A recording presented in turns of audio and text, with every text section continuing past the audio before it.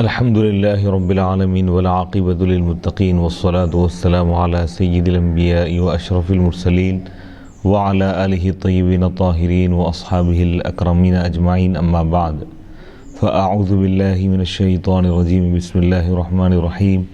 يا أيها الذين آمنوا أطيعوا الله وأطيعوا الرسول، صدق الله العظيم. ناظرین کرام، باب العلم انواریہ ایجوکیشنل سوسائٹی کے زیر اہتمام بخاری شریف کا سلسلے وار درس جاری ہے۔ آج کی اس نشست کا آغاز تیمم کے بیان سے ہو رہا ہے۔ کتاب التیمم۔ بسم اللہ الرحمن الرحیم۔ باب وقول اللہ تعالی فلم تجدوا ماء فتیمموا صعیدا طیبا فامسحوا بوجوہکم وایدیکم منہ۔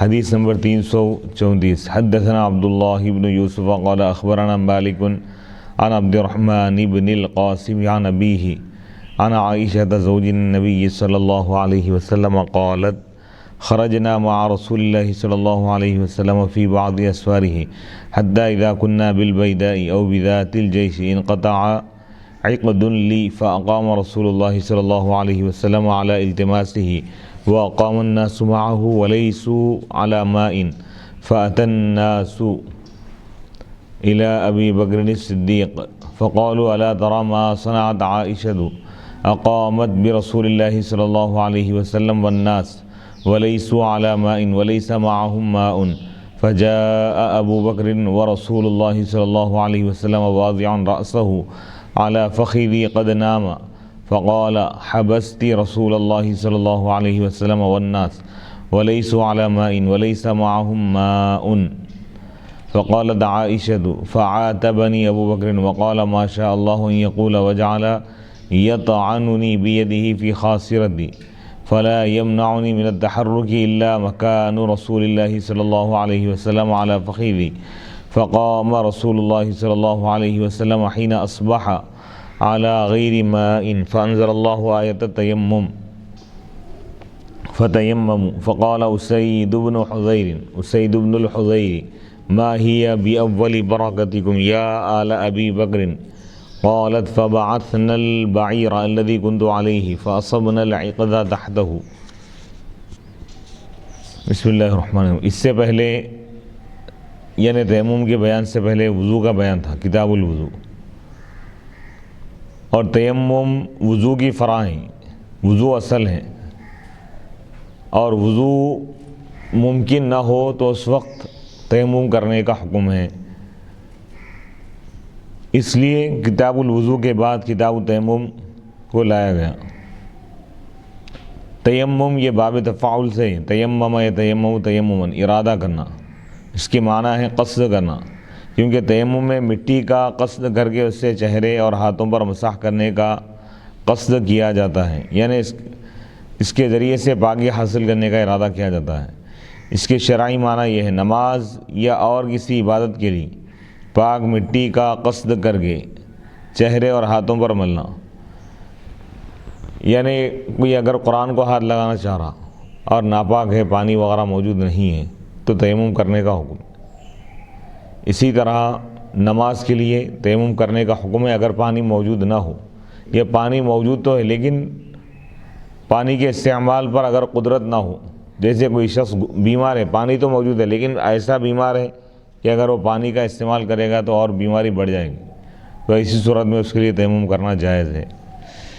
تیمم کی دلیل قرآن مجید کی آیت ہے، سورہ نساء آیت نمبر 43 اور سورہ مائدہ کی آیت نمبر 6۔ فَتَيَمَّمُوا صَعِيدًا، یعنی اگر تم کو پانی نہ ملے تو تم پاک مٹی کے ذریعے تیمم کرو، پاک مٹی کا ارادہ کرو، اور اس کی دلیل میں بکثرت احادیث موجود ہے۔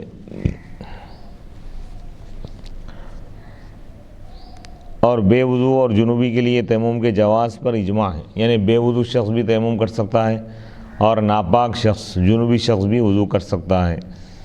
حضرت عمر اور حضرت عبداللہ بن مسعود اور تابعین میں سے ابراہیم نخعی جنوبی کے لیے تیمم کے جواز کے قائل نہیں تھے، لیکن بعد میں انہوں نے رجوع کر لیا، یعنی وہ لوگ ناجائز سمجھتے تھے اس کو، بعد میں وہ لوگ اس بات کو مان لیے کہ جنوبی شخص بھی تیمم کر سکتا ہے، جائز ہے اس کے لیے۔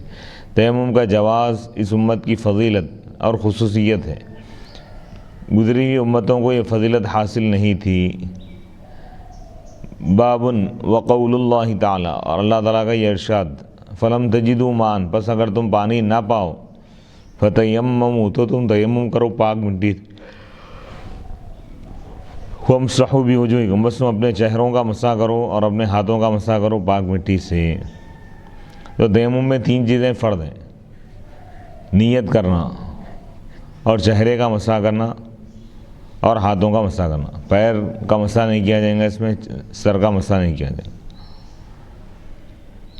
حدیث نمبر 334، حدثنا عبداللہ بن یوسف، امام بخاری رحمۃ اللہ علیہ فرماتے ہیں کہ ہم کو عبداللہ بن یوسف نے یہ حدیث بیان کی، قال، انہوں نے کہا، اخبرنا مالک، مالک نے ہم کو خبر دی عبد الرحمن بن قاسم سے، عبد الرحمن بن قاسم اپنے والد قاسم سے روایت کرتے ہیں، قاسم حضرت عائشہ رضی اللہ تعالیٰ عنہ سے روایت کرتے ہیں، زوج النبی، حضرت عائشہ رضی اللہ تعالیٰ عنہ جو نبی پاک علیہ الصلوۃ والسلام کے زوجہ ہیں، ام المؤمنین ہیں، ان سے روایت کرتے ہیں، قالت، ام المؤمنین حضرت عائشہ رضی اللہ تعالیٰ عنہ فرماتی ہے کہ ہم اللہ کے رسول علیہ الصلوۃ والسلام کے ساتھ ایک سفر میں روانہ ہوئے، نکلے، یہاں تک کہ جب ہم مقام بیضاء پہنچے یا مقام ذات الجیش، انقطع عقد لی، تو میرا ایک ہار گم ہو گیا، میرا ہار گر گیا، فاقام رسول اللہ، تو اللہ کے رسول علیہ الصلوۃ والسلام رک گئے، علی التماسی، ہی اس کو تلاش کرنے کے لیے، واقام الناس، اور لوگ بھی آپ کے ساتھ رک گئے، وہاں پر قیام کیے، ولیسوا علی ماء، اور وہ پانی کے پاس نہیں تھے، پانی وہاں پر موجود نہیں تھا، فأتی الناس، تو لوگ حضرت ابو بکر صدیق رضی اللہ تعالیٰ عنہ کے پاس آئے، انہوں نے کہا، الا تری، کیا آپ نہیں دیکھ رہے کہ حضرت عائشہ رضی اللہ تعالیٰ عنہ نے کیا کیا؟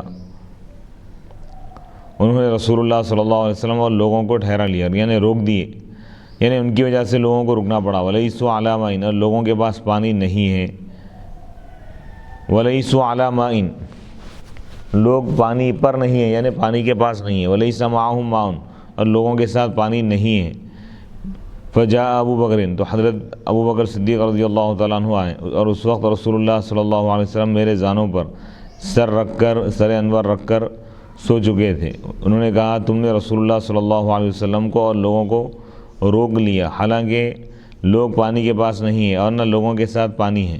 حضرت عائشہ بیان کرتی ہیں، حضرت ابو بکر نے مجھے ڈانٹا، یعنی سرزنش کیے غصے میں، اور جو اللہ نے چاہا وہ کہتے رہے، اور وہ اپنے ہاتھ سے مجھے یعنی طعنہ دینے لگے، وجعل یطعننی بیدہ فی خاصرتی، یعنی چمٹنے لگے، اور مجھے حرکت کرنے سے کوئی چیز مانع نہیں تھی، روکنے والی نہیں تھی، سوائے اس کے کہ رسول اللہ صلی اللہ علیہ وسلم کا سر انور میرے زانوں پر تھا۔ پھر اللہ کے رسول علیہ الصلوۃ والسلام صبح بیدار ہوئے، اس وقت وہاں پانی نہیں تھا، بس اللہ تعالیٰ نے تیمم کی آیت نازل فرما دی، فتیمموا صعیدا، یعنی بس اگر تم پانی نہ پاؤ تو مٹی کے ذریعے تیمم کرو، مٹی کے ذریعے پاکی حاصل کرنے کا ارادہ کرو۔ فقال اسید بن الحضیر، تو اسید بن حضیر رضی اللہ تعالیٰ عنہ نے کہا، ما ہی باول برکتکم، اے آل ابی بکر، یہ تمہاری کوئی پہلی برکت تو نہیں ہے، یعنی تمہاری وجہ سے، یعنی یہ اللہ تعالیٰ، یہ پہلی برکت نہیں، کئی برکتیں اللہ تعالیٰ عطا فرمائے۔ حضرت عائشہ رضی اللہ تعالیٰ عنہ نے کہا، پھر ہم نے اس اونٹ کو اٹھایا جس پر میں تھی، تو ہم نے ہار کو اس کے نیچے پا لیا، یعنی وہ ہار اونٹ کے نیچے آ گیا تھا اور اس کو تلاش کیا جا رہا تھا۔ اس حدیث میں البیداء اور ذات الجیش کا ذکر ہے، یہ مکہ اور مدینہ کے درمیان 2 مقامات کے نام ہیں۔ البیداء مکہ اور مدینہ کے درمیان ایک مقام ہے، اور ذات الجیش بھی ایک مقام کا نام ہے مکہ اور مدینہ کے درمیان۔ کسی سفر میں، علامہ ابن عبد البر نے التمہید اور الاستذکار میں لکھا ہے، یہ سفر غزوہ بنی المصطلق کا تھا، لیکن یہ صحیح نہیں ہے، اور امام ابن سعد اور ابن حبان نے فرمایا ہے کہ غزوہ بنی المصطلق ہی غزوۃ المریسیع تھا، جس میں منافقین نے حضرت عائشہ رضی اللہ تعالیٰ عنہ پر حضرت صفوان کے ساتھ رہنے کی تہمت لگائی تھی۔ اس حدیث میں ہے کہ حضرت عائشہ نے فرمایا میرا سیپیوں کا ہار ٹوٹ گیا تھا، تو رسول اللہ صلی اللہ علیہ وسلم نے اس کو ڈھونڈنے کے لیے لوگوں کو آپ نے وہاں پر رکنے کا حکم فرمایا تھا، آپ نے لوگوں کو رکا لیا تھا۔ ابن سعد نے کہا رسول اللہ صلی اللہ علیہ وسلم پیر کے دن 4 رمضان المبارک سن 5 ہجری کو غزوہ مریسیع کے لیے روانہ ہوئے تھے، اور امام بخاری نے امام ابن اسحاق سے 6 ہجری کا ذکر کیا ہے، اس کو نقل فرمایا ہے، اور موسیٰ بن عقبہ سے 4 ہجری کو نقل فرمایا ہے۔ اور تہمت لگانے کا واقعہ، یہ جو منافقین اور کچھ لوگوں نے جو جھوٹا الزام حضرت عائشہ رضی اللہ تعالیٰ عنہ پر لگایا تھا اس وقت کی بات ہے۔ اور تہمت لگانے کا واقعہ غزوہ مریسیع یا غزوہ بنی المصطلق میں ہوا تھا، اور آیت تیمم کے نزول کا واقعہ اس کے بعد کسی غزوے کے سفر میں ہوا ہے۔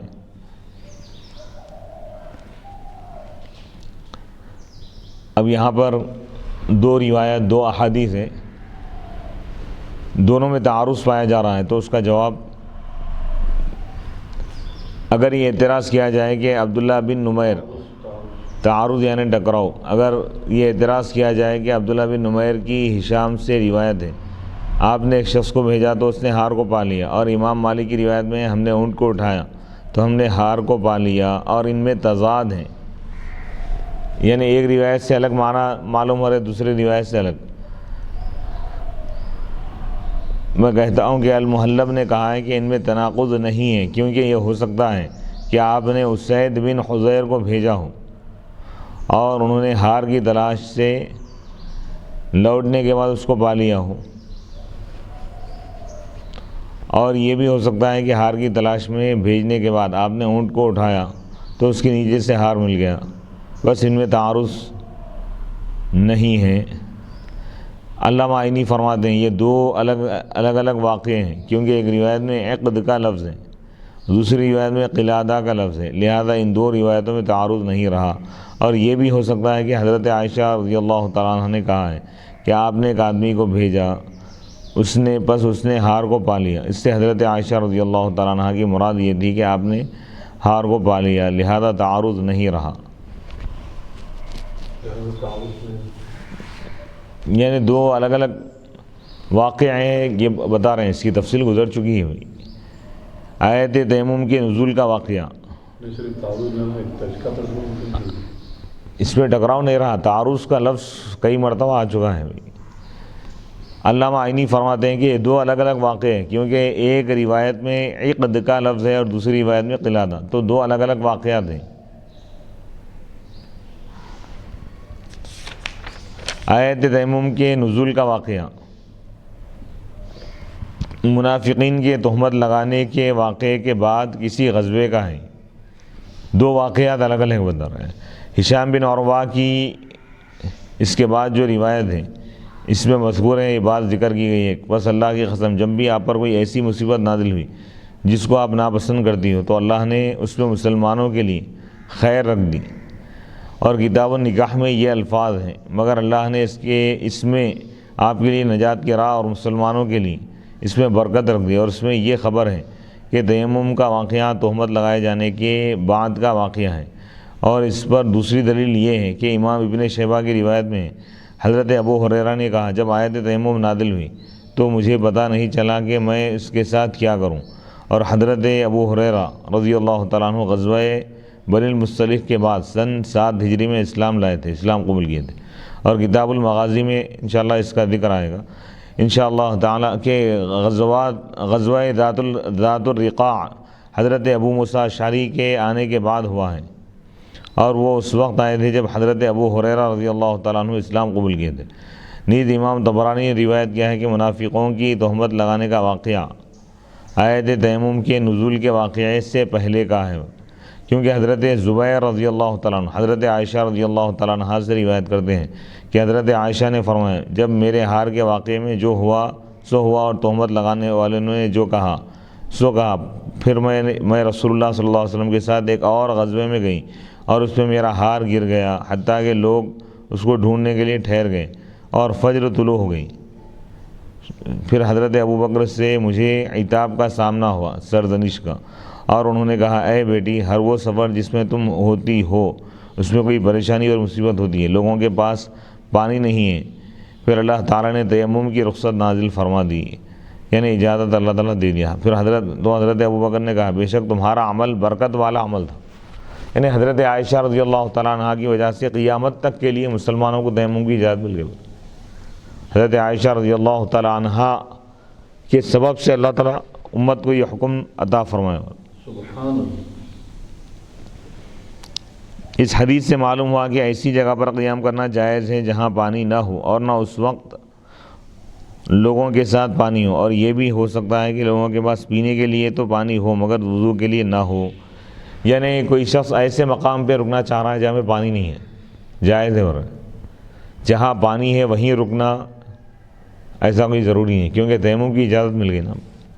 اس سے معلوم ہوا کہ اس حدیث سے معلوم ہوا کہ کسی شادی شدہ عورت کی شکایت اس کے والد سے کرنی جائز ہے، کیونکہ لوگوں نے حضرت عائشہ رضی اللہ تعالیٰ عنہ کی شکایت حضرت ابوبکر سے کی، اور رسول اللہ صلی اللہ علیہ وسلم سے اس لیے شکایت نہیں کی کہ آپ آرام فرما رہے تھے۔ یہ حضرت عائشہ کی رسول اللہ صلی اللہ علیہ وسلم سے شکایت کرنا آپ کی ناراضگی کا موجب تھا، سبب تھا۔ کسی فعل کی نسبت اس فعل کے سبب کی طرف کرنا جائز ہے۔ لوگوں نے ایسی جگہ ٹھہرانے کی نسبت حضرت عائشہ کی طرف کی، حالانکہ رسول اللہ صلی اللہ علیہ وسلم نے ان کو اس جگہ آپ نے ٹھہرایا تھا، کیونکہ ٹھہرانے کا سبب حضرت عائشہ رضی اللہ تعالیٰ عنہ کے ہار کو تلاش کرنا تھا۔ کسی شخص کا اپنی بیٹی کے پاس جانا جائز ہے، خواہ اس وقت اس کا شوہر اس کے زانوں پر سر رکھ کر سو رہا ہو۔ کسی شخص کا اپنی شادی شدہ بیٹی کو ڈانٹنا جائز ہے، خواہ اس وقت وہ اپنے شوہر کے ساتھ ہو۔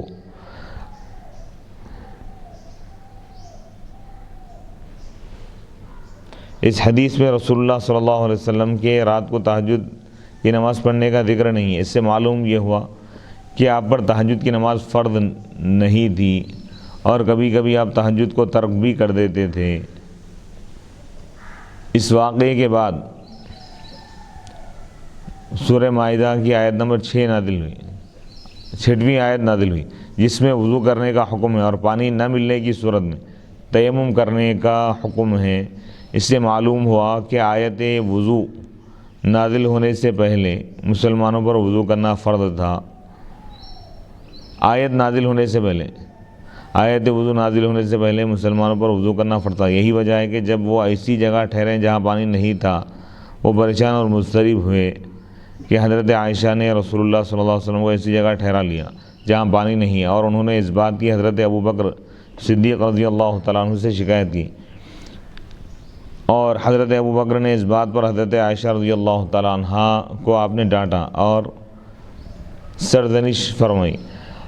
علامہ ابن عبد البر فرماتے ہیں کہ تمام اہل مغازی کے نزدیک یہ مسلم ہے کہ جب سے نبی صلی اللہ علیہ وسلم پر نماز فرض ہوئی ہے، آپ نے کوئی نماز بغیر وضو کے نہیں پڑھی، اور اس سے یہ معلوم ہوا کہ قرآن مجید میں آیات کے نزول سے پہلے بھی وحی خفی کے ذریعے نبی اکرم صلی اللہ علیہ وسلم کو احکام شرعیہ کا علم ہوتا تھا۔ وحی خفی یعنی الہام کے ذریعے، وحی جلی، وحی خفی۔ وحی جلی قرآن ہے، وحی خفی سے مراد حدیث ہے، حدیث قدسی وغیرہ۔ اس کا جواب یہ ہے کہ تاکہ وضو کی فرضیت کا علم وحی جلی سے بھی حاصل ہو، جس طرح اس کا علم پہلے وحی خفی سے ہوا تھا، اور اس میں منکرین حدیث کا بھی رد ہے جو وحی خفی اور حجیت حدیث کے قائل نہیں، ورنہ وہ بتائیں کہ المائدہ سورہ مائدہ کی آیت نمبر 6 کے نزول سے پہلے وضو کی فرضیت کس دلیل سے ثابت تھی۔ اس میں یہ دلیل ہے کہ تیمم میں طہارت کی نیت کرنا واجب ہے، کیونکہ تیمم کے معنی قصد کرنا ہے۔ اس حدیث میں یہ دلیل ہے کہ تیمم کے حکم میں تندرست اور مریض، بے وضو اور جنوبی سب مساوی ہیں، برابر ہیں۔ حجاز، عراق، شام اور مشرق اور مغرب کے تمام علماء کا اس پر اجماع ہے، اتفاق ہے۔ حضرت عمر بن خطاب اور حضرت عبداللہ بن مسعود رضی اللہ تعالیٰ عنہ یہ کہتے تھے کہ جنوبی کے لیے تیمم کرنا جائز نہیں ہے، اور اس کی طہارت صرف غسل سے ہو سکتی ہے، کیونکہ قرآن مجید میں یہ حکم ہے وَإِن كُنتُمْ جُنُبًا فَطَّهَّرُوا، اور اگر تم جنوبی ہو تو غسل کرو، وَلَا جُنُبًا إِلَّا عَابِرِي سَبِيلٍ حَتَّى تَغْتَسِلُوا، اور تم حالت جنابت میں مسجد کے قریب نہ جاؤ مگر راستہ عبور کرنے کے لیے، پار کرنے کے لیے، یہاں تک کہ تم غسل کر لو۔ اور جمہور صحابہ، فقہاء، تابعین اور بعد کے علماء نے جنوبی کے لیے تیمم کے جواز پر، جائز ہونے پر اس آیت سے استدلال کیا ہے۔ وَإِن كُنتُم مَرْضَىٰ أَوْ عَلَىٰ سَفَرٍ أَوْ جَاءَ أَحَدٌ مِّنكُم مِّنَ الْغَائِطِ أَوْ لَامَسْتُمُ النِّسَاءَ فَلَمْ تَجِدُوا مَاءً فَتَيَمَّمُوا صَعِيدًا طَيِّبًا، اور اگر تم بیمار ہو یا سفر میں ہو یا تم میں سے کوئی شخص بیت الخلاء سے آیا ہو، أَوْ لَامَسْتُمُ النِّسَاءَ، یا تم نے عورتوں کے ساتھ مباشرت کی ہو، تو فَلَمْ تَجِدُوا مَاءً، بس تم پانی نہ پاؤ تو تم تیمم کر لو۔ تو اس آیت سے معلوم یہ ہو رہا ہے کہ جنوبی شخص کے لیے بھی تیمم کرنا جائز ہے، تیمم اس کے لیے قائم مقام ہے غسل کے۔ اس حدیث میں سفر میں تیمم کرنے کے جواز پر دلیل ہے۔ کوئی سفر میں اور پانی موجود نہ ہو، سفر خالی صرف نفس سفر مراد نہیں ہے، سفر میں ہے اور پانی موجود نہیں ہے تو تیمم کر سکتا ہے۔ سفر کی قید اتفاقی ہے، کیونکہ عموماً سفر میں پانی کا ملنا یا حالات کا ایک جیسا ہونا ضروری ہے، اس لیے سفر کی قید ہے وہاں پہ، ورنہ سفر ہو یا حضر ہو پانی موجود نہیں ہے اور اس کو تلاش کرنے کے باوجود بھی اگر نہ ملے تو تیمم کر سکتا ہے۔ اور اس پر اجماع ہے کہ جب شہر میں تیمم کرنے میں اختلاف ہے، اس حدیث میں سفر میں تیمم کرنے کے جواز پر دلیل ہے اور اس پر سب کا اجماع ہے، یعنی حالت سفر میں تیمم کرنا جائز ہے، اس کے جائز ہونے پر سب کا اتفاق ہے۔ اب اجماع کا اختلاف، جبکہ شہر میں تیمم کرنے کے بارے میں اختلاف ہے، کوئی شخص شہر میں موجود ہے، سفر میں نہیں ہے، حضر میں ہے، تو تیمم کر سکتا ہے یا نہیں۔ امام مالک اور ان کے اصحاب یہ کہتے ہیں کہ شہر میں اور سفر میں تیمم کرنا برابر ہے، شہر میں بھی کر سکتا ہوں تیمم، یعنی مقام پر رہ کر بھی، جب پانی نہ ہو۔ شرط کیا ہے؟ جبکہ پانی موجود نہ ہو، یا مرض یا شدید خوف ہو، یا وقت نکلنے کی وجہ سے پانی کا استعمال مشکل ہو۔ ابو عمر نے کہا ہے، امام ابو حنیفہ اور امام محمد کا بھی یہی قول ہے، اور امام شافعی نے کہا ہے کہ شہر میں تندرست آدمی کے لیے تیمم کرنا جائز نہیں ہے، سوائے اس کے کہ اس کو پانی کے استعمال سے ہلاکت کا خوف ہو۔ اور امام ابو یوسف اور امام ظفر نے کہا شہر میں تیمم کرنا کسی حال میں جائز نہیں، نہ مرض کی وجہ سے نہ وقت نکلنے کے خوف کی وجہ سے۔ امام شافعی کا بھی یہی مذہب ہے۔ اور لیث اور طبری نے کہا ہے جب شہر میں پانی نہ ہو اور وقت نکلنے کا خطرہ ہو تو تندرست اور بیمار دونوں تیمم کر سکتے ہیں، اور وہ نماز پڑھ کر دہرائیں گے۔ اور امام اعظم ابو حنیفہ رحمۃ اللہ علیہ کے نزدیک وقت نکلنے کی وجہ سے تیمم کرنا جائز نہیں ہے، یعنی اگر پانی ملنے کا یقین ہے وقت کے اندر تو وہ تیمم کر لے گا، یعنی پانی اگر ملنے کا یقین ہے اس کو وقت ختم ہونے سے پہلے، تو اب وہ تیمم نہیں کرے گا بلکہ پانی کا انتظار کرے گا، پانی ملنے کے بعد وضو کر کے نماز ادا کرے گا۔ نہیں، اگر پانی ملنے کے کوئی امکانات نہیں ہیں اور وقت کے ختم ہونے کا اندیشہ ہے، پانی کے آثار نہیں ہیں پانی ملنے کے، اور تلاش کر لیا ہو، تلاش کے باوجود بھی اگر پانی نہ ملے، چاروں جانب 1-1 کلومیٹر تک 1-1 میل، ایک روایت میں ہے کہ 1-1 میل تک تلاش کرنے کے باوجود پانی نہ ملے تو وہ تیمم کر کے نماز پڑھ سکتا ہے۔ جب امن کا زمانہ ہو تو عورتوں کے ساتھ غزوات وغیرہ کا سفر کرنا جائز ہے، اور اگر ایک شخص کے نکاح میں کئی ازواج ہو تو وہ جس کو چاہے ساتھ لے کر سفر پر جا سکتا ہے، اور ان کے درمیان قرآن دادی کر لے تو بہتر ہے، اور جس کے نام امن یعنی کوئی ڈر خوف نہ ہو۔ اگر اس حدیث میں مال حلال کی عزت و حرمت پر دلیل ہے کہ اس کو ضائع نہیں کرنا چاہیے، خواہ وہ چیز کم قیمت کی ہو۔ اس حدیث میں مال حلال کی عزت و حرمت پر دلیل ہے، یعنی جو حلال مال ہے اس کو ضائع نہیں کرنا چاہیے، یہ بتانا چاہ رہے ہیں۔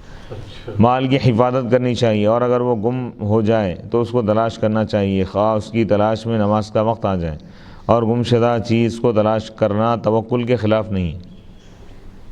ایک فرد کا نقصان پوری قوم کا نقصان ہے۔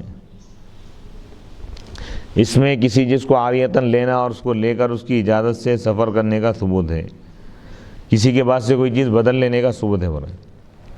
عورتوں کے زیورات پہننے کا جواز ہے اس میں، کیونکہ ہار زینت کے لیے پہنا جاتا ہے۔ رسول اللہ صلی اللہ علیہ وسلم کی محبت میں مشقت برداشت کرنے کا اس حدیث میں ثبوت ملتا ہے۔ اس حدیث میں حضرت عائشہ رضی اللہ تعالیٰ عنہ کی فضیلت کی دلیل ہے، کیونکہ جب غزوہ بنی مصطلق کے سفر میں آپ کا ہار گم ہوا اور آپ قافلے کے ساتھ نہ مل سکیں، اور منافقین نے حضرت صفوان کے ساتھ آپ رہنے پر آپ پر تہمت لگائی، تو اللہ تعالیٰ نے آپ کی پاک دامنی اور براءت میں سورہ نور کی 10 آیات نازل فرمائیں، اور پاک دامن عورتوں پر تہمت لگانے والوں پر 80 کوڑے مارنے کا حکم نازل ہوا، اور مسلمان عورتوں کی عزت کی حفاظت کا قانون نازل ہوا۔ اور اس کے بعد اس سفر میں جب آپ کے ہار کی تلاش میں نماز کا وقت نکل گیا اور مسلمانوں نے آپ پر طعن کیا، تو اللہ تعالیٰ نے مسلمانوں میں تخفیف کے لیے، آسانی کے لیے تیمم کا حکم نازل کر دیا۔ اس سے معلوم ہوا کہ اللہ تعالیٰ کو حضرت عائشہ رضی اللہ تعالیٰ عنہ کی شان میں کوئی تہمت اور کوئی طعن گوارا نہیں۔ ہائے ہائے ہائے ہائے، لوگ اعتراض کر رہے تھے، اللہ تعالیٰ فوراً آیت نازل فرمائے ہائے ہائے، کہ یہ حکمت الہی کی وجہ سے ہوا ہے۔ حضرت عائشہ رضی اللہ تعالیٰ عنہ کا اس میں کوئی مطلب قابل گرفت کوئی عمل نہیں ہے، ان کا عمل امت کے لیے خیر کا سبب بتانا جا رہا ہے۔ تو یعنی امہات المؤمنین کا مقام کیا ہے؟ اللہ تعالیٰ قرآن میں بتا دیا کہ لوگ اعتراض کیے تو اللہ تعالیٰ آیت نازل فرما کے ان کے اعتراض کا جواب دی۔ کیا بات، ہاں ہاں ہاں۔ اور پورے قرآن میں کسی کے لیے، یعنی پوری تاریخ میں کسی کے لیے ایسی آیتیں نازل نہیں ہوئی۔ حضرت مریم علیہ السلام پر لوگ الزام لگائے تو حضرت مریم علیہ السلام کا جواب عیسیٰ علیہ السلام دی کہ مریم علیہ السلام پاک دامن ہے۔ لیکن جب حضرت عائشہ پر جب جھوٹا الزام لگائے تو اس کا جواب حضور نہیں دیے بلکہ اللہ تعالیٰ دیا قرآن میں، 10 آیتیں نازل فرمائیں کہ حضرت عائشہ رضی اللہ تعالیٰ عنہ یعنی اس تہمت سے پاک ہے، بری ہے، کیونکہ امہات المؤمنین میں آپ کا شمار ہے۔ کائنات میں امہات المؤمنین سے بہتر کوئی خاتون ہو ہی نہیں سکتی۔ بے شک، حق حق حق۔ بس اللہ تعالیٰ نے اس طعن سے، اس اعتراض سے آپ کی خلاصی کی صورت بنا دی، یعنی آپ کی نجات اور چھٹکارے کی صورت بنا دی، اور مسلمانوں پر آپ کی وجہ سے احسان کر دیا، تاکہ کوئی یہ نہ کہے کہ حضرت عائشہ کی وجہ سے ان کی نماز کا وقت نکل گیا، بلکہ یہ کہے کہ حضرت عائشہ کی برکت کی وجہ سے قیامت تک کہ مسلمانوں کو تیمم کی چھوٹ، رخصت اور سہولت حاصل ہو گئی، اور یہ وہ رخصت ہیں جو اس سے پہلے کسی نبی کی امت کو حاصل نہیں ہوئی۔ اس دور میں پاکی کے لیے پانی کا استعمال کرنا ضروری تھا، آج ضروری نہیں۔ امت محمدیہ کے لیے اللہ تعالیٰ کی طرف سے اجازت ہے کہ پانی اگر نہ ملے تیمم کر لو۔ سبحان اللہ سبحان اللہ۔ یہ تیمم کا حکم حضرت عائشہ رضی اللہ تعالیٰ عنہ کی وجہ سے ملا ہو رہا ہے۔ سورہ نساء آیت نمبر 43 اور سورہ مائدہ آیت نمبر 6 دونوں میں آیت تیمم ہے۔ سورۃ النساء سورہ مائدہ پر مقدم ہے، قرآن کی اب جو موجودہ ترتیب ہے، پہلے سورہ نساء پھر مائدہ، لیکن آیت تیمم خواہ سورۃ النساء کی ہو یا سورۃ المائدہ کی ہو، اس واقعے سے پہلے نازل نہیں ہوئی تھی۔ اسی وجہ سے تیمم کے حکم کی سہولت حضرت عائشہ رضی اللہ تعالیٰ عنہا کی برکت سے حاصل ہوئی۔ حدیث نمبر 335۔ اب یہاں پر ایک اعتراض کا جواب بھی ہے۔ بعض لوگ یہ کہتے ہیں علم غیب کے متعلق میں، بعض کہتے ہیں کہ اگر نبی صلی اللہ علیہ وسلم کو علم غیب ہوتا تو آپ فوراً بتا دیتے کہ فلاں جگہ ہار پڑا ہوا ہے، اور آپ نے اس طرح نہیں بتایا تو اب بعض لوگ یہ اعتراض کرتے ہیں کہ معلوم ہوا کہ آپ کو علم غیب نہیں ہے۔ اس اعتراضات کے جوابات، یہ اعتراض اگر کوئی کرے کہ اگر حضور کا علم غیب ہوتا تو آپ پہلے ہی بتا دیتے، ادھر رکنے کی ضرورت نہ پڑتی، تو اس کا جواب، کسی چیز کے علم کو یہ لازم نہیں ہے کہ اس کا اظہار بھی کیا جائے۔ اللہ تعالیٰ کو قیامت کے وقوع کا علم ہے، اللہ تعالیٰ کو معلوم ہے کہ قیامت کب قائم ہوں گی، اور کفار بار بار پوچھتے تھے کہ قیامت کب آئے گی، مگر اللہ تعالیٰ نے نہیں بتایا۔ یعنی حضور کو معلوم تھا لیکن آپ کیوں نہیں بتائے؟ حکمت تھی وہ، تاکہ اس کے ذریعے سے تیمم کا حکم ملے۔ اور نبی یعنی عدم اظہار عدم علم کو مستلزم نہیں ہے، پر کسی چیز کے اظہار نہ کرنے سے یہ لازم نہیں آتا کہ وہ چیز معلوم نہیں ہوئی۔ جیسے امتحانات میں طلبہ اساتذہ سے یا نگرانی کرنے والے سے پوچھتے، وہ لوگ نہیں بتاتے، اس کا مطلب یہ نہیں ہے کہ کیا ان کو معلوم نہیں ہے۔ عدم اظہار نہ کرنا نہ معلوم ہونے کی دلیل نہیں ہے، عدم علم کی دلیل نہیں ہے، پر کسی چیز کے اظہار نہ کرنے سے یہ لازم نہیں آتا کہ وہ چیز معلوم نہ ہو۔ بسا اوقات چیز معلوم ہوتی ہے، علم ہوتا ہے لیکن اظہار نہیں کیا جاتا حکمت کی وجہ سے۔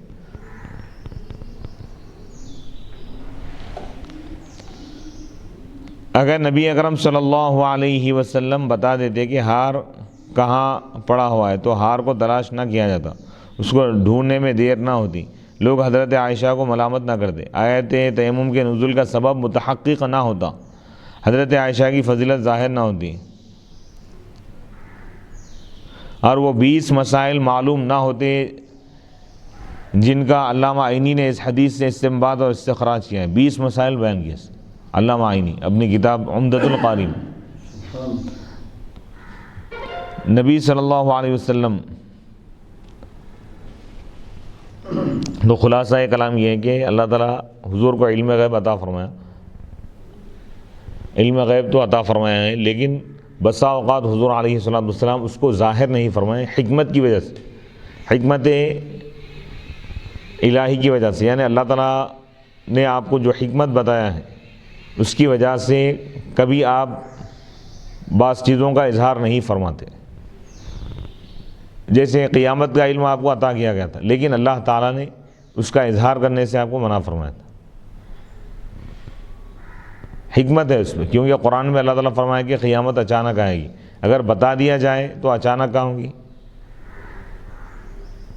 تو اسی طرح یہ واقعہ بھی ہے کہ حضور علیہ السلام کو معلوم تھا لیکن آپ نہیں بتائے تاکہ لوگوں کو تیمم کا حکم ملے۔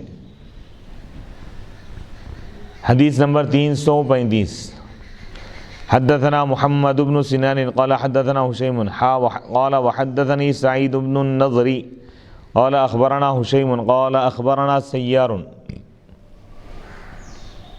قال حدثنا يزيد هو ابن صهيب الفقير قال اخبرني جابر بن عبد الله ان النبي صلى الله عليه وسلم قال اعطيت خمسا لم يعطهن احد قبلي نصرت بالرعب مسيرة شهر وجعلت لي الارض مسجدا وطهورا فايما رجل من امتي ادركته الصلاة فليصلي وأحلت لي الغنائم ولم تحل لأحد قبلي وأعطيت الشفاعة وكان النبي يبعث إلى قومه خاصة وبعثت إلى الناس عامة۔ امام بخاری رحمۃ اللہ علیہ فرماتے ہیں حدثنا محمد بن سنان، ہم کو محمد بن سنان نے یہ حدیث بیان کی، قال وہ کہتے ہیں حدثنا حشیم نے ہم کو یہ حدیث بیان کی، قال امام بخاری رحمۃ اللہ علیہ ایک اور سند بیان کر رہے ہیں اور فرماتے ہیں کہ مجھ کو سعید بن نصر نے یہ حدیث بیان کی۔ سعید بن نضر نے کہا ہم کو حشیم نے خبر دی، حشیم نے کہا ہم کو سیار نے خبر دی، سیار نے کہا ہم کو یزید ابن صہیب نے خبر دی۔ قال وہ کہتے ہیں کہ اخبرنا جابر بن عبداللہ، ہم کو جابر بن عبداللہ نے خبر دی، جابر بن عبداللہ نے خبر دی ان نبی کہ نبی پاک علیہ السلام نے فرمایا اعطیت خمسا کہ مجھ کو ایسی 5 چیزیں عطا کی گئی ہیں جو مجھ سے پہلے کسی اور کو عطا نہیں کی گئی۔ نصرت بالرعب، 5 چیزوں کا آپ ذکر کرتے ہیں، فرماتے ہیں کہ نصرت بالرعب میری مدد کی گئی رعب کے ذریعے، دبدبے کے ذریعے، مسیرۃ شہر 1 مہینے کی مسافت سے، جو 1 مہینے کی مسافت سے داری ہوتا تھا، یعنی کفار و مشرکین حضور سے 1 مسافت کی دوری پر ہے، یعنی اتنی دور ہے کہ حضور تک پہنچنے کے لیے 1 مہینے کا وقت لگتا ہے، اتنی دور سے ہی وہ لوگ حضور سے ڈرتے تھے، اتنی دور رہتے ہوئے، قریب آ کے دیکھ کے ڈرنا بلکہ نہیں ہے، حضور سے 1 مہینے کی دوری پہ ہیں تو بھی وہ لوگوں کے دلوں پر خوف طاری ہوتا تھا۔ سبحان اللہ۔ تو یہ اللہ کی خاص عطا تھی حضور کے لیے کہ حضور اگرچہ کہ رحمت ہے لیکن جب کفار و مشرکین کے درمیان اگر جاتے آپ، یا اگر نہیں بھی جاتے ہیں لیکن کفار و مشرکین آپ سے دور بھی اگر رہیں تو ان لوگوں کے دلوں میں خوف بیٹھا ہوا رہتا تھا، مقابلہ کرنے کی صلاحیت نہیں رکھ سکتے تھے لوگ۔ وَجُعِلَتْ لِيَ الْأَرْضُ مَسْجِدًا وَطُهُورًا، اور زمین میرے لیے مسجد بنا دی گئی، سجدہ گاہ اور پاک کرنے والی بنا دی گئی۔ سابقہ امتوں کے لیے کیا تھا؟ نماز کے لیے ایک جگہ مقرر تھی۔ حضور فرماتے ہیں کہ میرے لیے ایسا نہیں ہے، میرے لیے اور میری امت کے لیے کہ جہاں چاہے نماز پڑھ سکتے ہیں۔ یعنی حضور جب قدم رکھے زمین پر تو پوری زمین پاک ہو گئی، اللہ کا حکم آگے جہاں چاہے سجدہ کریں۔ وہ طہورا، اور زمین پاک کرنے والی بنا دی، یعنی مٹی کے ذریعے تیمم کیا جا سکتا ہے، یہ بتانا چاہ رہے ہیں۔ فَأَيُّمَا رَجُلٍ مِّنْ أُمَّتِي، بس میری امت میں سے جو کوئی شخص اس کو نماز کا وقت اگر پالے تو چاہیے کہ نماز پڑھے۔ وہ حلت لِيَ الْغَنَائِمْ، اور مال غنیمت میرے لیے حلال کر دیا گیا، اور مجھ سے پہلے کسی کے لیے حلال نہیں تھا۔ سابقہ امتوں میں مال غنیمت کا حکم یہ تھا کہ جنگ ہونے کے بعد جو بھی مال ملا جنگ کے دوران، مال غنیمت میدان میں لا کے رکھ دینا، اس کو آسمان سے آگ آتی اس کو جلا دیتے، حکم یہ تھا۔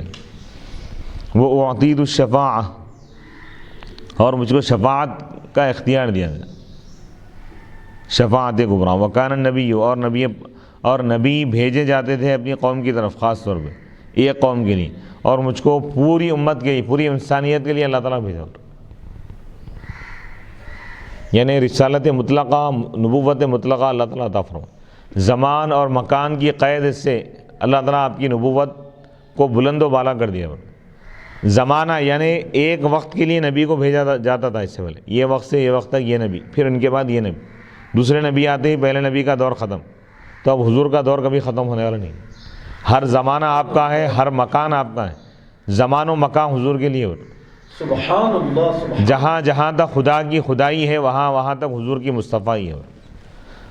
اللہ کی ربوبیت کا دائرہ لامحدود ہے، تو حضور کی نبوت اور رسالت کا دائرہ بھی لامحدود ہے۔ جس چیز کا اللہ تعالیٰ رب ہے اس چیز کے لیے حضور علیہ الصلوۃ والسلام رحمت ہے۔ وما ارسلناک الا رحمۃ للعالمین، سارے جہانوں کے لیے ہم نے آپ کو رحمت بنا کر بھیجا۔ ہر عالم کے لیے حضور نبی ہیں، عالم انسانیت کے لیے، عالم بشریت کے لیے، عالم ملائکہ کے لیے، عالم جنات کے لیے، عالم ارض کے لیے، عالم سماوات کے لیے، ہر عالم کے لیے آپ رسول بنا کر بھیجے۔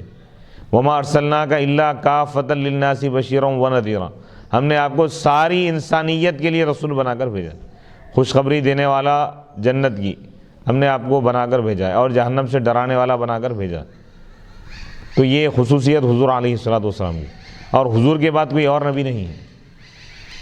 تو معلوم یہ ہوا کہ اللہ تعالیٰ حضور کی پیغام کو، رسالت کو اللہ تعالیٰ دائمی بنا دیا ہمیشہ، اس لیے اللہ تعالیٰ آخر میں حضور کو بھیجا، کیونکہ حضور کا مقام سب سے بلند ہے۔ حضور کے بعد کسی کی ضرورت ہی نہیں، ہر دور میں ایک نبی کے بعد دوسرے نبی کو بھیجا گیا اس سے پہلے، لیکن حضور کے بعد کوئی اور نبی نہیں۔ خاتم النبیین، اللہ تعالیٰ فرمایا کہ اے نبی ہم آپ کو آخری نبی بنا کر بھیجے، اب قیامت تک کوئی اور نبی نہیں آئیں گے۔ تو یہ حضور علیہ الصلوۃ والسلام کی شان ہے۔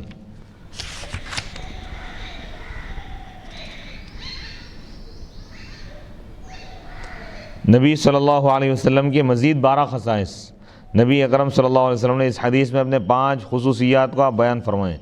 علامہ بدر الدین عینی رحمۃ اللہ علیہ نے احادیث کا تتبع کر کے، تلاش کر کے مزید 12 خصائص بیان کیے ہیں۔ صحیح مسلم میں حضرت ابو ہریرہ رضی اللہ تعالیٰ عنہ سے روایت ہے کہ حضور علیہ الصلوۃ والسلام نے فرمایا کہ مجھے انبیاء علیہ السلام پر 6 وجوہ سے، 6 چیزوں کی وجہ سے فضیلت دی گئی۔ مجھے جامع الکلم دیے گئے، یعنی ایسا کلام جس میں الفاظ کم ہو اور معنی زیادہ ہو، معنی زیادہ ہو، اور مجھ پر نبوت کو ختم کر دیا گیا۔ یہ 2 خصوصیت ہیں مسلم شریف ہے۔ نیز صحیح مسلم میں حضرت حذیفہ سے روایت ہے رضی اللہ تعالیٰ، حضور نے فرمایا کہ مجھے لوگوں پر 3 وجوہات کی وجہ سے فضیلت دی گئی۔ ہماری صفیں فرشتوں کی صفوں کی طرح کر دی گئی، فرشتے آسمانوں پر صفیں بنا کر نماز پڑھتے، تو ہماری صفیں بھی اس طرح ہیں، اور ہمارے لیے تمام روئے زمین کو مسجد بنا دیا گیا، اور اس کی مٹی کو پاک کرنے والا بنا دیا گیا۔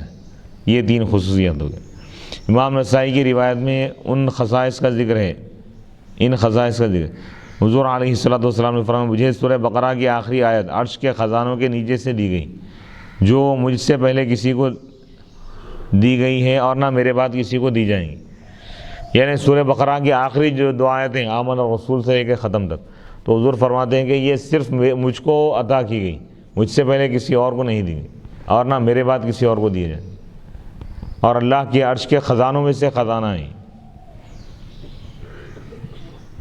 امام عبداللہ بن علی بن الجارود نیشابوری کی حضرت انس سے روایت ہے رضی اللہ تعالیٰ عنہ، حضور علیہ الصلوۃ والسلام نے فرمایا کہ میرے لیے ہر پاک زمین مسجد اور طہور بنا دی گئی۔ اور حضرت ابو امامہ سے روایت ہے نبی اکرم صلی اللہ علیہ وسلم نے فرمایا اللہ تعالیٰ نے مجھے انبیاء پر 4 وجوہات کی وجہ سے فضیلت عطا کی ہے۔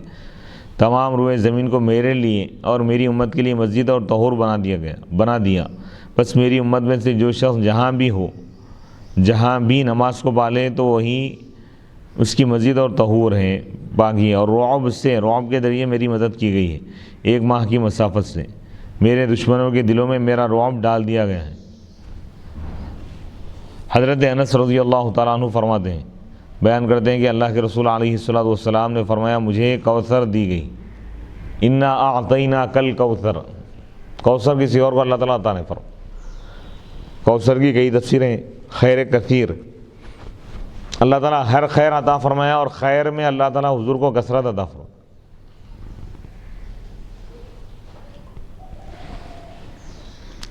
حضرت علی رضی اللہ تعالیٰ عنہ بیان کرتے ہیں کہ اللہ کے رسول علیہ الصلوۃ والسلام نے فرمایا مجھے وہ خصلتیں دی گئی ہیں جو کسی نبی کو نہیں دی گئی، مجھے تمام روئے زمین کی چابیاں دے دی گئی، اور میرا نام احمد رکھا گیا، اور میری امت کو خیر الامم بنایا گیا ہے۔ خیر الامم یعنی تمام امتوں میں بہترین امت، جیسا قرآن کی آیت میں بھی ہے کنتم خیر امت اخرجت للناس، تم بہترین امت ہو، تمہیں دنیا میں لایا گیا للناس لوگوں کے فائدے کے لیے، تاکہ لوگوں کو تم فائدہ پہنچاؤ۔ تو یہ امت محمدیہ کیا ہے؟ خیر کا سبب ہے، بھلائی کا، انسانیت کو فائدہ پہنچانے کا ذریعہ ہے۔ یہ امت کسی کے لیے نقصان دہ نہیں، امت محمدیہ حضور کا چاہنے والا، حضور کا ماننے والا کسی کے لیے نقصان کا باعث نہیں ہوتا، بلکہ فائدہ پہنچانے والا ہوتا ہے، خیر ہوتا ہے، خیر کا سبب ہوتا ہے۔ حضرت صائب بن یزید روایت کرتے ہیں مجھے انبیاء علیہم السلام پر فضیلت دی گئی، مجھے تمام لوگوں کی طرف رسول بنایا گیا ہے، بنا کر بھیجا گیا ہے، اور میں نے اپنی شفاعت کو اپنی امت کے لیے ذخیرہ کر لیا ہے۔ ذخیرہ یعنی اس کو میں اٹھا کر رکھا امت کے لیے۔ تو مختلف احادیث میں مختلف خصائص اور فضائل کا ذکر۔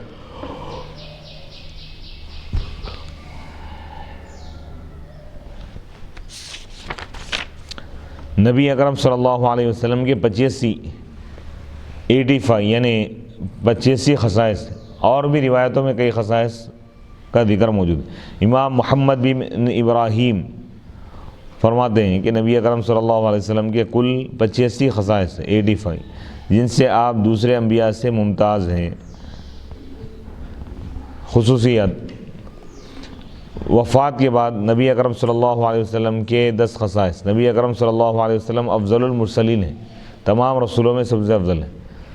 آپ علیہ الصلوۃ والسلام خاتم الانبیاء ہیں، تمام انبیاءوں کے خاتم ہیں، یعنی آخری نبی ہیں۔ تیسری خصوصیت: آپ سب سے پہلے زمین سے اٹھیں گے، یعنی قیامت کے دن جب اللہ تعالیٰ اٹھائے گا سب کو، تو سب سے پہلے آپ کو اللہ تعالیٰ اٹھائے گا۔ قیامت کے دن آپ کی امت سب نبیوں کی امتوں سے زیادہ ہوں گی۔ آپ تمام نبیوں کے حق میں شہادت دیں گے، گواہی دیں گے کہ انہوں نے اپنی امتوں کو تبلیغ کر دی تھی، دین کا پیغام پہنچا دیا تھا۔ آپ شفاعت کبریٰ کریں گے، یعنی سب سے پہلے آپ سب کی شفاعت کریں گے۔ حمد کا جھنڈا آپ کے ہاتھ میں ہوں گا۔ حوض مورود اور نہر کوثر آپ ہی کے لیے ہیں۔ آپ سب سے پہلے جنت میں داخل ہوں گے۔ ہر شخص سے خود اس کی ذات کے متعلق سوال ہوگا۔ اور آپ سے آپ کی ذات کے بجائے دوسروں کے متعلق سوال ہو، یعنی ہر شخص سے اس کے بارے میں پوچھا جائے گا، لیکن حضور علیہ الصلوۃ والسلام سے دوسروں کے بارے میں اللہ تعالیٰ پوچھے گا۔ باب نبوت سے متعلق 8 خصائص۔ نبی اکرم صلی اللہ علیہ وسلم کی شریعت کا قیامت تک باقی رہنا۔ آپ کی شریعت کو اللہ تعالیٰ شریعت خالدہ بنا دی، یعنی سابقہ امتوں کی شریعتیں ختم ہوگی لیکن آپ کی شریعت ختم نہیں ہوگی، قیامت تک آپ کی شریعت کا حکم جاری و ساری رہے گا۔ آپ کی امت کا حکم ختم، یعنی آپ کی شریعت کا حکم ختم نہیں ہوگا، آپ کی شریعت کا حکم قیامت تک جاری و ساری رہے گا۔ جبکہ ہم دیکھتے ہیں کہ حضور سے پہلے جتنے انبیاء ہیں ان کی شریعتیں ایک زمانے کے لیے تھی، اس کے بعد ان کی شریعتوں کا حکم ختم ہو گیا، لیکن حضور کی شریعت کو اللہ تعالیٰ شریعت خالدہ بنا دیا، یعنی ہمیشہ قیامت تک اس کا حکم باقی رہے گا، اس شریعت کا حکم باقی رہے گا۔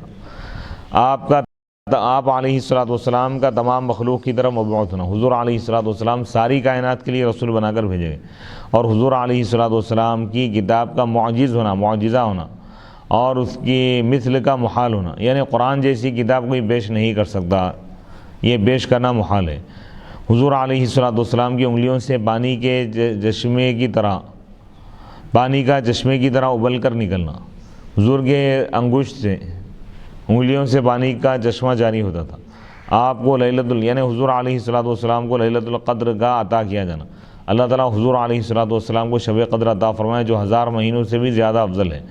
یوم جمعہ کا آپ کی اور آپ کی امت کے لیے عید ہونا، یعنی یہ جمعہ کا دن امت محمدیہ حضور علیہ الصلوۃ والسلام کو اور حضور کے وسیلے سے امت کو عطا کیا گیا، اور یہ دن ہمارے لیے عید کا دن ہے، یہ بھی حضور کے خصوصیات میں سے۔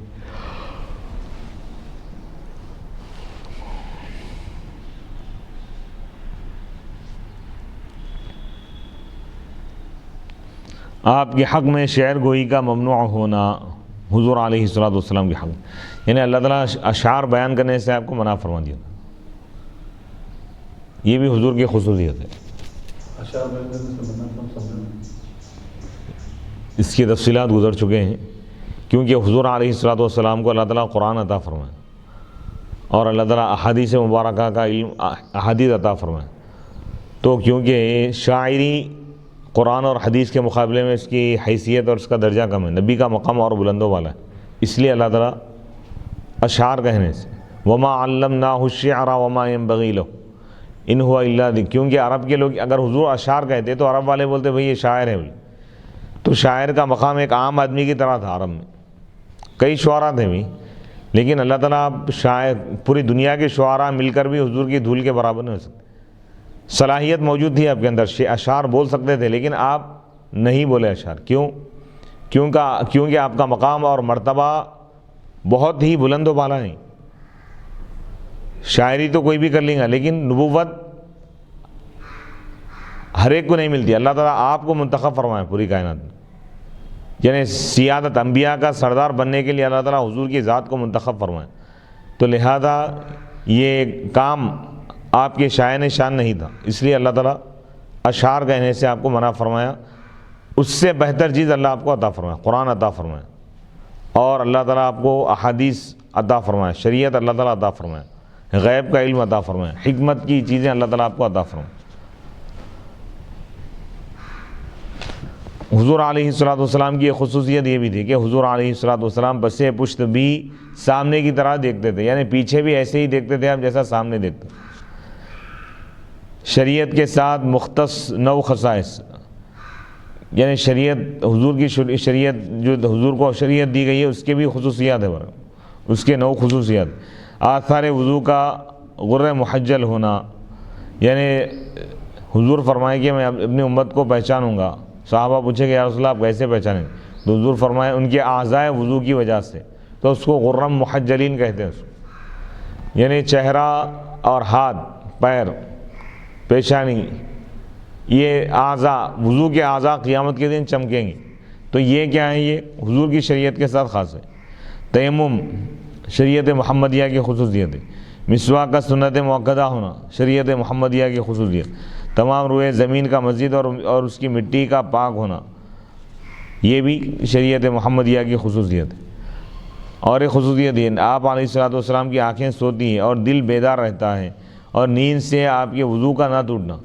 نیند کی وجہ سے حضور کا وضو نہیں ٹوٹتا تھا، جبکہ امت کے لیے حکم یہ ہے کہ اگر کوئی سو جائے تو اس کا سونے کی وجہ سے اس کا وضو ٹوٹ جاتا ہے، اس کا وضو ختم ہو جاتا ہے.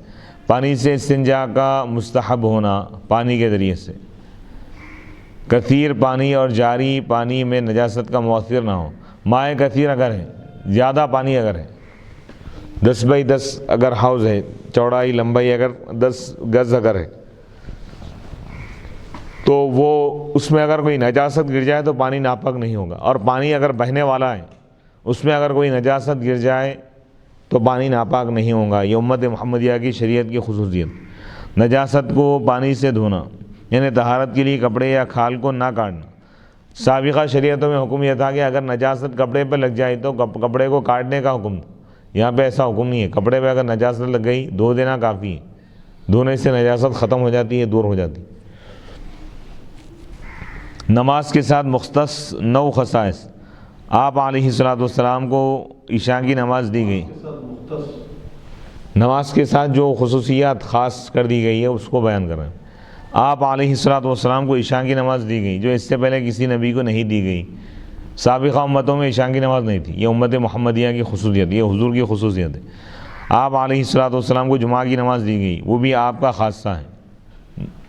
نماز با جماعت پڑھنا، عیدین کی نماز، تہجد کی نماز، سورج گہن کی نماز، چاند گہن کی نماز، نماز استسقاء بارش کے لیے نماز، اذان اور اقامت، وطر، یہ تمام امور اس امت کی خصوصیت.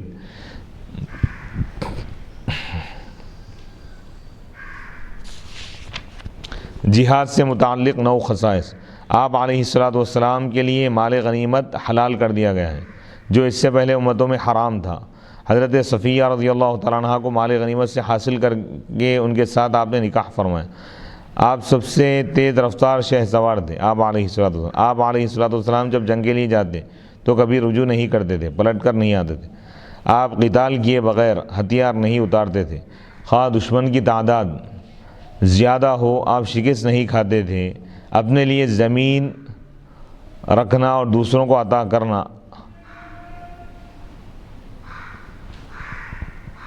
آپ علیہ السلام کے ساتھ مخصوص تھا. وصال کے روزے آپ کی خصوصیت تھی. وصال کے روزے یعنی پیدر پہ روزے رکھنا، یہ حضور علیہ السلام کی خصوصیت تھی. یعنی پیدر یعنی کنٹینیو بغیر کچھ کھائے اور پیے کے روزے رکھنا، یہ حضور علیہ السلام کی خصوصیت تھی. نکاح کے باب میں نکاح کے متعلق 15 خصائص. لفظ ہبا سے نکاح کا جواز حضور علیہ السلام کے ساتھ مخصوص ہے.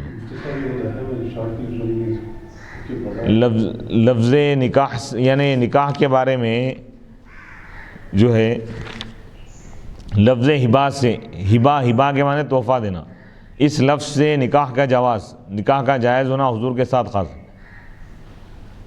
آپ سے مہر کو ساقط کر دیا گیا. حضور پر مہر فرض نہیں تھا، واجب نہیں تھا، اور آپ کے لیے بغیر کسی عوض کے نکاح حلال ہے.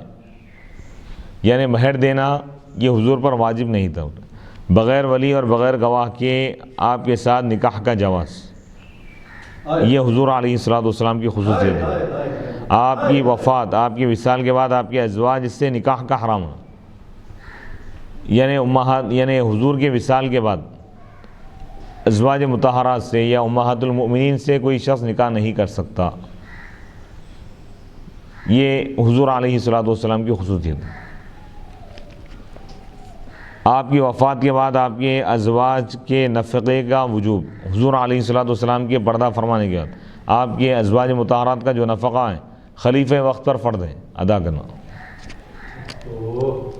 ازواج میں آپ پر باریوں کی تقسیم کا واجب نہ ہونا، یعنی دنوں کو یا راتوں کو تقسیم کرنا آپ پر واجب نہیں تھا، واجب ہے، دوسروں کے لیے فرض ہے.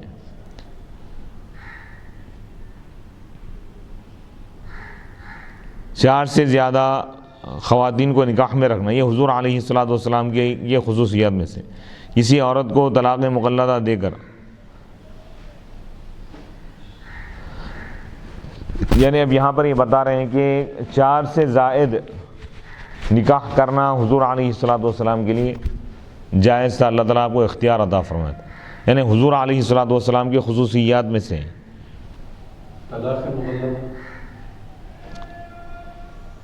اس کی تفصیل ہم انشاءاللہ بیان کریں گے۔ 4 سے زائد نکاح کرنا نبی پاک علیہ الصلوۃ والسلام کے لیے یہ آپ کا اختیار تھا، آپ کی خصوصیت تھی۔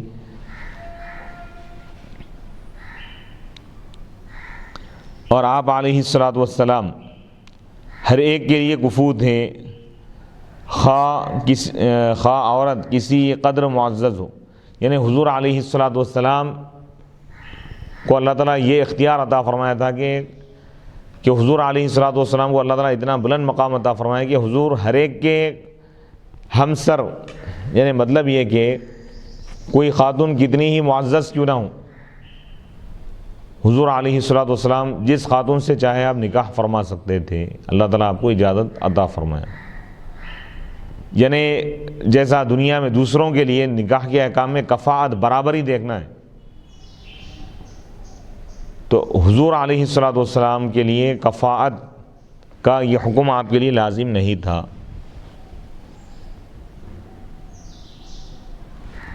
نبی اکرم صلی اللہ علیہ وسلم کے 25 جامع خصائص، یعنی یہاں پر ایسے 25 خصائص کو بیان کیا جا رہا ہے جو انتہائی جامع اور اہم ترین خصوصیات ہیں۔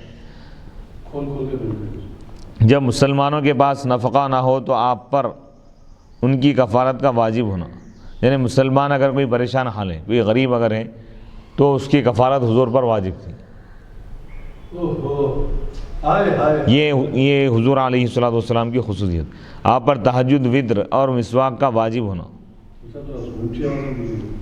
تہجد، وتر اور مسواک کا واجب ہونا۔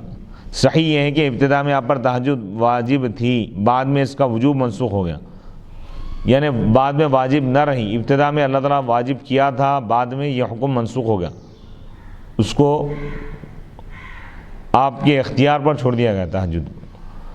اور وتر امت پر بھی واجب ہے۔ اب اس میں اختلاف ہے تہجد کی نماز، بعض علماء کہتے ہیں کہ تہجد بھی آپ پر فرض تھی، بعض کہتے ہیں کہ واجب تھی، بعض کہتے ہیں کہ سنت تھی۔ اب بعض لوگ یہ کہتے ہیں کہ بھئی پہلے ابتدائی دور میں حضور پر تہجد فرض تھی، بعد میں فرض نہیں رہی، یعنی یہ حکم منسوخ ہو گیا، حضور علیہ الصلوۃ والسلام کو اختیار دیا گیا، چاہے پڑھیں چاہے نہ پڑھیں۔ لیکن حضور علیہ الصلوۃ والسلام کا دائمی جو عمل یہ رہا کہ حضور علیہ الصلوۃ والسلام تہجد ترک نہیں فرماتے تھے، نہیں چھوڑتے تھے، پابندی سے آپ ادا فرماتے تھے اس کو۔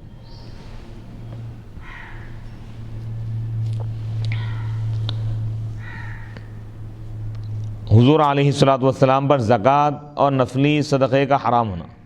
زکوٰۃ کا مال لینا آپ کے لیے جائز نہیں تھا، صدقے کا استعمال آپ کے لیے جائز نہیں تھا، حضور علیہ الصلوۃ والسلام کے لیے بھی اور سادات کے لیے بھی۔ یہ حضور کی خصوصیت ہے۔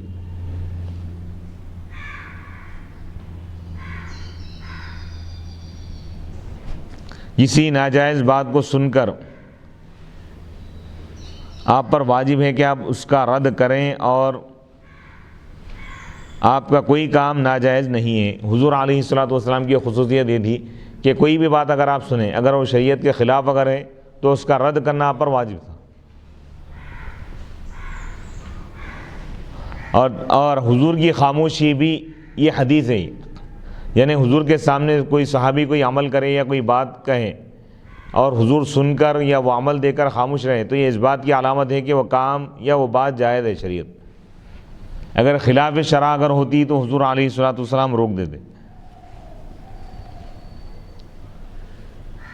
تمام لوگوں کو جتنے علوم کا مکلف کیا گیا ہے، آپ تنہا ان تمام علوم کے مکلف ہیں،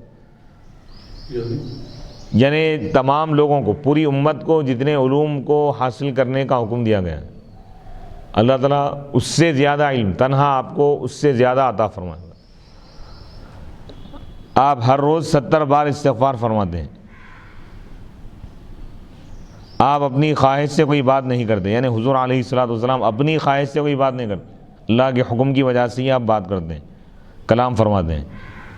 آپ ٹیک لگا کر نہیں کھاتے تھے، یعنی دیوار کو ٹیک لگا کے یا تکیے کو ٹیک لگا کے آپ کھانا نہیں کھاتے تھے۔ حضور علیہ الصلوۃ والسلام کچا لہسن پیاز نہیں کھاتے تھے، کچی پیاز یا کچی لہسن، یہ حضور کی خصوصیت۔ حضور علیہ الصلوۃ والسلام مقروض کی نماز جنازہ نہیں پڑھتے تھے یہاں تک کہ اس کے قرض کا کوئی کفیل نہ ہو جائے۔ جب تک کوئی آدمی آگے اس کی ذمہ داری قبول نہ کر لے، آپ اس کا یعنی اس کی نماز جنازہ ادا نہیں فرماتے۔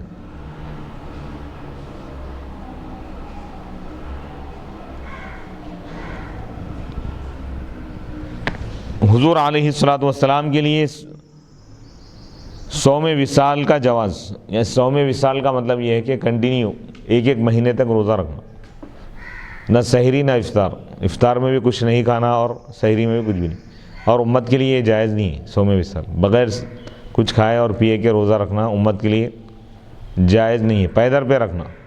ہاں ایک آدھ دن جیسے عموماً ہوتا ہے رمضان میں، بعض لوگ ایک آدھ سحری میں نہیں اٹھتے، بن سحری کے روزہ رکھ لیتے، وہ الگ بات ہے۔ لیکن یہاں پر صوم وصال ایک خاص اصطلاح ہے، اس سے مراد یہ ہے کہ کنٹینیو 8 دن یا 10 دن یا ایک مہینے تک سحری اور افطار میں کچھ بھی کھائے بغیر روزہ رکھنا، یہ صرف حضور کی خصوصیت۔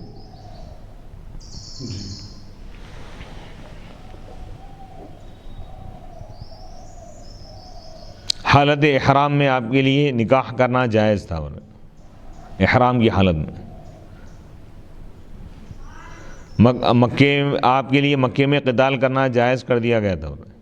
مکے میں جنگ کرنا حرام ہے نا، لیکن حضور کی خصوصیت تھی، اگر چاہے تو آپ کر سکتے ہیں۔ آپ کی وجہ سے مدینے کو حرم بنا دیا گیا۔ حضور علیہ الصلوۃ والسلام جب سو جاتے تو اٹھ کر بغیر وضو کے آپ نماز پڑھتے تھے، یہ حضور کی خصوصیت ہے۔ حضور علیہ الصلوۃ والسلام بیٹھ کر نماز پڑھتے، اس کا اجر بھی کھڑے ہو کر نماز پڑھنے کے برابر تھا۔ سبحان اللہ سبحان اللہ۔ اگر آپ کسی نمازی کو دوران نماز بلاتے تو اس پر آپ کے بلانے پر آنا واجب تھا، نماز کے دوران ہی نبی کی بات سننا واجب، نماز چھوٹتی نہیں تھی، پھر جہاں تک پڑھے اس کے بعد سے پڑھنا ہے، تو یہ حضور کی خصوصیت ہے۔ حضور کے سوا کسی کے بلانے پر نماز چھوڑنا جائز نہیں ہے۔ سبحان اللہ سبحان اللہ، ہائے ہائے ہائے۔ حضور علیہ الصلوۃ والسلام کی خصوصیت ہے کہ حضور علیہ الصلوۃ والسلام کے متعلق میت سے قبر میں سوال کیا جاتا ہے، ہر مردے سے۔ حضور کے سوا کسی کے یعنی مخلوق میں کسی سے نہیں پوچھا جائے گا کسی کے بارے میں، اللہ کے بعد نبی کے بارے میں پوچھا جائے گا، من ربک ما دینک ما کنت تقول فی ھذا الرجل۔ آپ علیہ الصلوۃ والسلام نے کسی کو اپنا وارث نہیں بنایا، مال کا وارث نہیں بنایا کسی کو۔ آپ علیہ الصلوۃ والسلام کے وصال کے بعد آپ کا مال صدقہ تھا، یعنی پوری امت میں تقسیم کر دیا جائے گا، بیت المال میں امت کے حوالے کر دیا جائے گا۔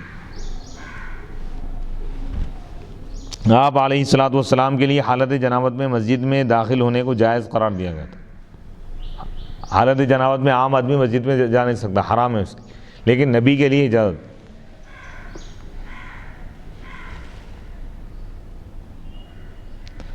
آپ علیہ الصلوۃ والسلام کے لیے مباح کر دیا گیا تھا، جائز کر دیا گیا تھا کہ آپ اپنے حق میں فیصلہ کر دیں۔ اسی طرح آپ کے لیے مباح کر دیا گیا ہے کہ آپ اپنی اولاد کے حق میں فیصلہ کر دیں۔ اس کی تفصیلات انشاءاللہ ہم آئندہ بیان کریں۔ آپ علیہ الصلوۃ والسلام کی لعاب مبارک کا شفا کا باعث ہونا، شفا کا سبب ہونا، حضور کا لعاب دہن یہ شفا ہے۔ آپ علیہ الصلوۃ والسلام کے بول اور خون کا طاہر ہونا، یعنی پیشاب اور خون کا طاہر پاک ہونا، یہ بھی حضور علیہ الصلوۃ والسلام کی خصوصیات میں سے ہونا۔ یعنی یہ جو عام کتابوں میں یا احادیث کی جو کتابوں میں مختلف جگہ پہ جو خصائص آ گئے تھے اس کا ذکر کیا گیا۔ انشاءاللہ اگلی نشست میں ہم تیمم کا دوسرا باب نمبر 2 سے انشاءاللہ آغاز کریں گے، حدیث نمبر 336 سے 335 پہ آج کا درس مکمل ہو گیا۔ وصلی اللہ تعالی علی خیر خلقہ سیدنا محمد وآلہ واصحابہ اجمعین والحمد للہ رب العالمین۔